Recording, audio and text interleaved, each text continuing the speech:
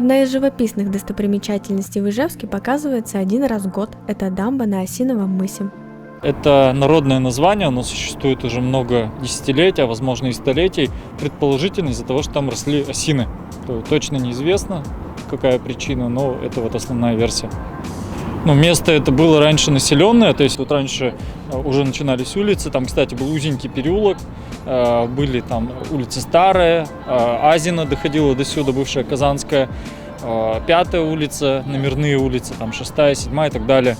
А потом их все начали сносить один за другим, все эти дома, улицы стали исчезать, людей расселяли в другую часть города, и на этом месте началось строительство ТЭЦ. Дамбу начали строить в 19 веке. С тех пор об этом месте ходят легенды. Здесь люди находят разные предметы, от старинных монет до православных крестов и рыбацких грузил.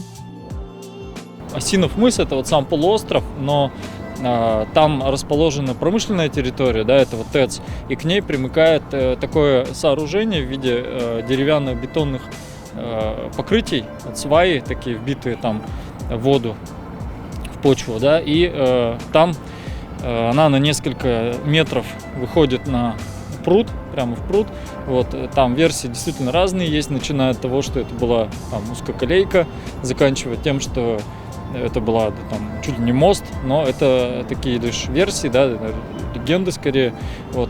Здесь функция была такова, что когда идет вода, течение сильно идет, вода, чтобы, скажем так, не оставалась в этом заливе, он ее режет.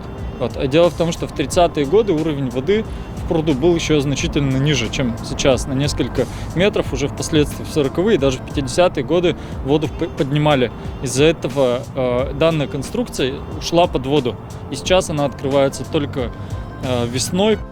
Жители Ижевска также использовали дамбу для ловли бревен. Дело в том, что у нас раньше сплавляли лес по пруду, и, соответственно, лес шел прямо по воде.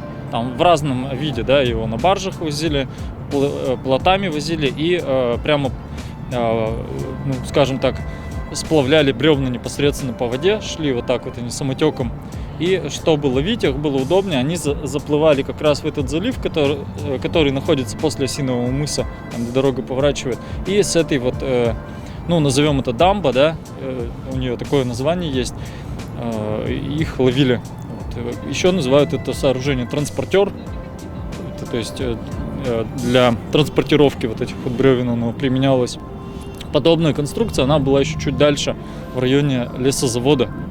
Там тоже она выходила также в пруд, но, видимо, она уже не сохранилась. На пирсе открывается красивый вид, но наблюдать его можно только до конца апреля.